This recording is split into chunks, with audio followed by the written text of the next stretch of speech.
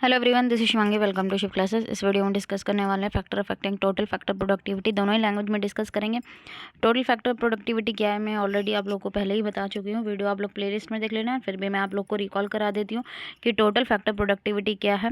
तो पहले हमें पता होना चाहिए कि टोटल फैक्टर प्रोडक्टिविटी क्या है। इसके बारे में डिटेल में वीडियो हैगी, तो वो लोग आप लोग देख लेना प्लेलिस्ट में, ठीक है।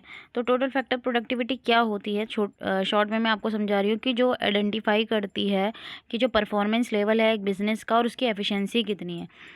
तो ये क्या है, इससे हमें क्या पता लगता है कि हमें एक डेफिनेट वैल्यू पता लगती है, जिससे हम पता लगा सकते हैं कैसे जो इनपुट्स हैं, भाई जो सही इनपुट है वो किस तरीके से ट्रांसफ़र हो रहे हैं आउटपुट में। भाई बहुत सारे इनपुट्स मिलके एक आउटपुट तैयार होता है, गुड जो है एक कमोडिटी तैयार होती है। जैसे अब हमें बिस्किट बनाना है, बिस्किट बनाने के लिए हमें क्या चाहिए, आटा चाहिए, चीनी चाहिए, ठीक है।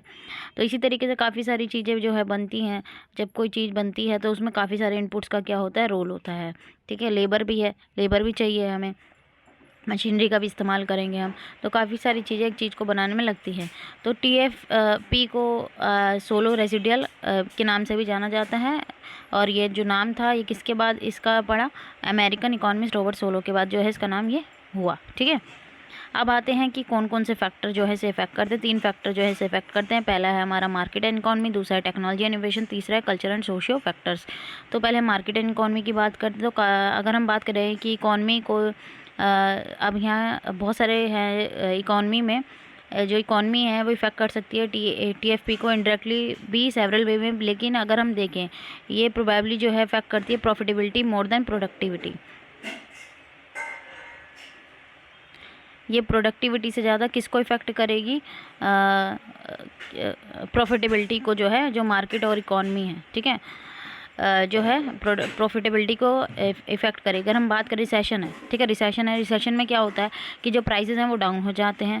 जो डाउन होते हैं वो किसकी वजह से होते हैं, क्योंकि डिमांड कम हो जाती है। भाई रिसेशन में क्या होता है, लोगों की नौकरियाँ चली जाती है। अब नौकरी चली जाएगी, लोगों के हाथ में क्या होगा, पैसा कम होगा, पैसा कम होगा तो जब डिमांड कम करेंगे। अब जब डिमांड कम होती है तो किसी चीज़ के प्राइस क्या हो जाते हैं, कम हो जाते हैं। तो वो किसको इफ़ेक्ट करेगा, प्रोडक्शन को इफ़ेक्ट करेगा।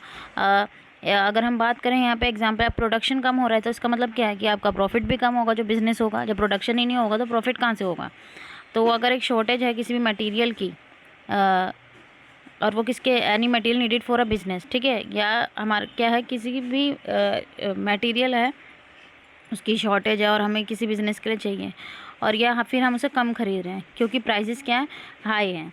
तो यहाँ पे क्या हो रहा है, प्रोडक्टिविटी का क्या हो रहा है, लॉस हो रहा है। अब वो चाहे हम किसी वजह से, या तो शॉर्टेज की वजह से हम उस बिज़नेस में नहीं कर पा रहे हैं उस मटेरियल का इस्तेमाल, या फिर वो बहुत ज़्यादा महंगा है इस वजह से हम उसे नहीं खरीद पा रहे हैं, ठीक है। प्रोडक्टिविटी का लॉस होगा। प्रोडक्टिविटी लॉस हो रही है तो क्या हो रहा है, हमारा जो प्रॉफिट है वो भी कम होगा। तो अगर हम ये बात करें कि मार्केट के अंदर जो भी अगर कोई फिक्स करना है, एक पर्टिकुलर जो है एक सिंगल पर्सन, तो उसे क्या नहीं कर सकता, फिक्स नहीं कर सकता।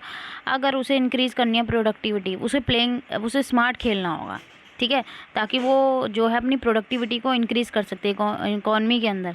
एक अकेला तो इफेक्ट नहीं कर सकता कि भाई या तो प्राइस हाई कर दे या प्राइस कम कर दे, उसे स्मार्ट प्ले करना पड़ेगा, ठीक है। इस तरीके से प्रोडक्ट बनाए कि लोग उसको डाइवर्सिफाई करना है, उसे प्रोडक्शन को, और ऑफर करना है न्यू सोल्यूशन को, जिससे क्या हो, उसकी प्रोडक्टिविटी इंक्रीज़ हो, ठीक है।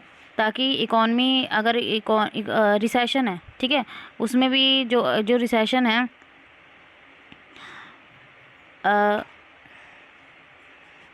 तो यहाँ पे ये है इस लाइन का मतलब कि जो डाइवर्सिफिकेशन है प्रोडक्शन, उसे ऑफ़र करना है, प्रोडक्शन का डाइवर्सिफिकेशन करना है, ऑफ़र करना है न्यू सोल्यूशन। किस केस में, अगर उसके जो बिज़नेस है वो किस में सफ़र कर रहा है, इकोनॉमिक रिसेशन में से हिट हो गया है, ठीक है, जो है उसका ऊपर प्रभाव पड़ा इकोनॉमिक रिसेशन का, तो उसे अपने प्रोडक्शन को डाइवर्सिफाई करना है और नए सोल्यूशन ढूंढने हैं ताकि वो अपनी जो प्रोडक्शन है वो बढ़ा सके। फिर आते हैं टेक्नोलॉजी और इनोवेशन।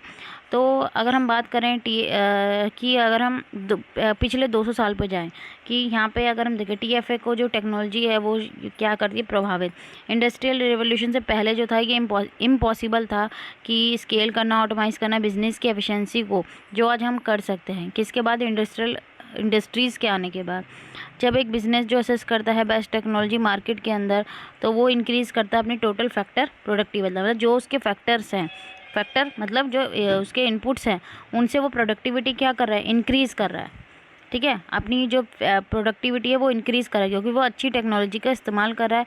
और जो लोकेशन होता है बिज़नेस का, वो भी उसकी जो उसकी पहुंच है टेक्नोलॉजी तक, वो भी इफ़ेक्ट करता है। एक अच्छी जगह पे, भाई शहर में अगर कोई इंडस्ट्री लगी हुई है तो उसके पास हर चीज़ की पहुंच जल्दी होगा। अगर एक ऐसे लोकेशन रिमोट एरिया में कोई बिज़नेस सेटअप किया तो वहाँ पे आपको टेक्नोलॉजी जल्दी मिल पाना, ठीक है, हर चीज़ की तक पहुँच आपकी जो होगी वो थोड़ी देर में होगी। तो ह्यूज, अगर हम बात करें डेवलप और अंडर डेवलप कंट्रीज़ में टेक्नोलॉजी का काफ़ी बड़ा गैप होता है। तो जो टेक्नोलॉजी होती है वो फेवर में, किसके फेवर में काम करती है? डेवलप कंट्रीज़, क्योंकि वहाँ पे स्ट्रॉन्ग टेक्नोलॉजी होती है। तो उनको अच्छा टेक्नोलॉजी का इस्तेमाल करके अपनी जो मार्केट में अपनी बढ़त हासिल करते हैं। अब आता है लास्ट हमारा कल्चर और सोशल फैक्टर।